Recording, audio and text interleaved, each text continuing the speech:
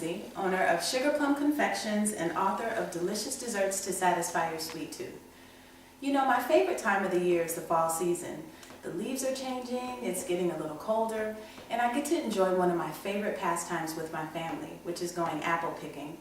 My husband and I get to bundle up the kids and go visit one of the local orchards where we can pick tons and tons of apples, bring them home, and create some really yummy recipes. So today I'm going to share with you one of my favorites, which is a spiced applesauce. Now I have to tell you that as a kid I was not a fan of applesauce at all.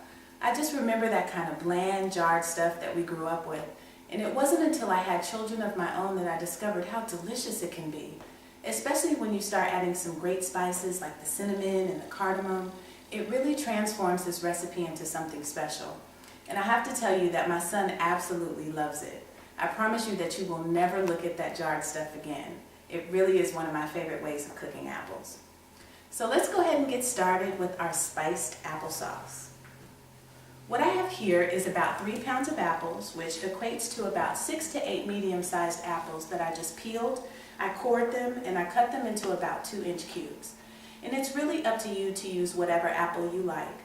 I actually like to combine a tart apple like a Granny Smith with a sweeter apple like a Gala apple to get a good combination of flavors.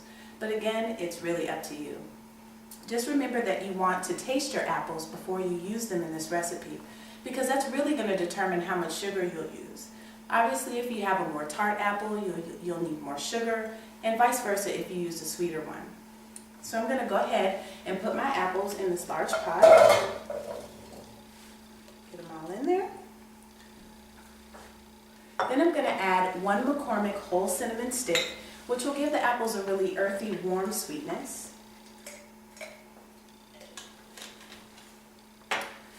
I'm going to add a 1/4 teaspoon of McCormick ground ginger to give us that pungent spiciness and depth of flavor. A 1/2 teaspoon of McCormick ground cardamom, and cardamom is actually a part of the ginger family, so it'll add a spicy floral note to the applesauce. A 1/2 cup of sugar, 1/2 cup of water, the juice of 1/2 lemon, which is about 2 tablespoons, and then just a pinch of salt.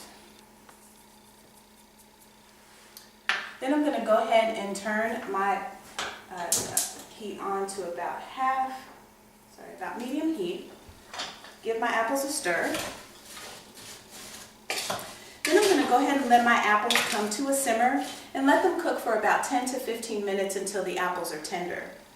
Usually about the last 5 minutes of cooking, I'm going to go ahead and take the lid off and let some of the water evaporate from the apples, which is actually what we have in this pot over here.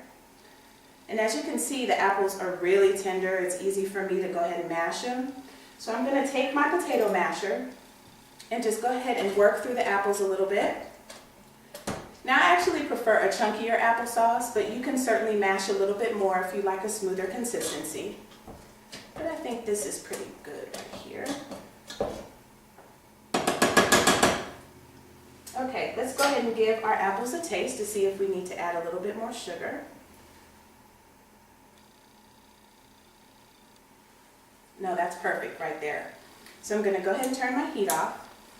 I'm going to let my applesauce cool, then I'll place it in an airtight container where I can store it in the refrigerator for about a week or so, but honestly it doesn't last that long in my house. And this is actually a really great snack that you can have all by itself, or it would be really delicious if you had it as a side dish, maybe alongside some roasted pork.